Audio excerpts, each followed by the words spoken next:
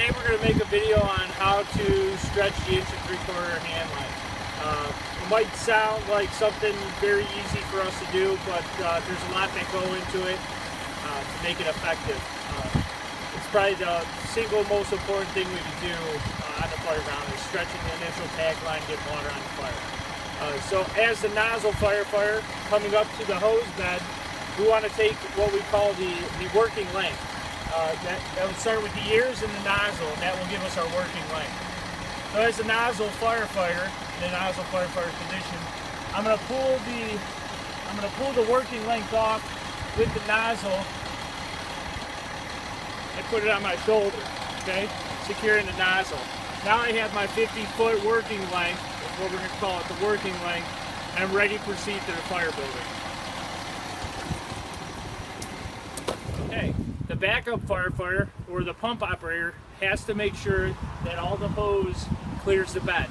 Okay, so the backup firefighter will come, or the pump operator, make sure that the bed is clear, and then start to stretch the line in the front yard, make sure there's no kinks, make sure that's stretched out properly. Okay, as the nozzle firefighter approaches the fire building, what he wants to do is he wants to put the nozzle and the first coupling at the door, okay? Straight in line with the entry door. So we got our nozzle up there, and now we have our first coupling coming to the door. So nozzle, and the first coupling will be at the door. Now he's ready for water. We have the hose flaked out, straight in line with the door, so that after we get water, it's real easy to pull inside the building. After the nozzle firefighter has laid out the line, he's got the nozzle at the door, he's got his first coupling, everything's ready to go. He can either call for water, or the pump operator will be giving him water. What he's going to do is he's going to make sure that this door is closed while he's waiting for water. So if this door was open before his arrival, he wants to close the door so that we can limit the ventilation to the fire. After that, he'll take a knee over the line. This is going to do two things. One, if water comes to the tip and during our laying of the line, we have the bail open a little bit, it's going to secure it so it doesn't go flying away from you. And the second thing is it's going to give you a notification of when you have water. Okay, after we've gotten water in the line, we've called for our water, we're masked up, we're ready to go. The last thing we have to do before we make entry into the house is make sure that our stream is in the correct position. So we want to bleed out the air from the line, take it off to the side, bleed out the air from the line, to make sure we got a nice tight straight stream.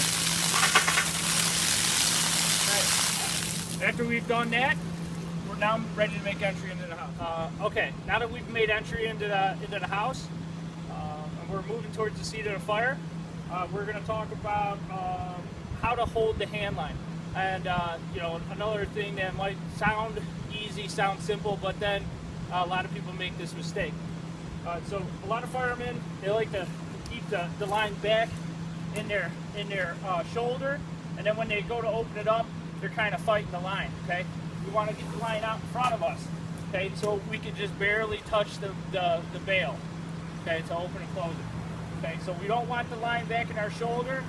We want it out in front of us. That way, nozzle reaction force into our shoulder is going to help us handle in this line.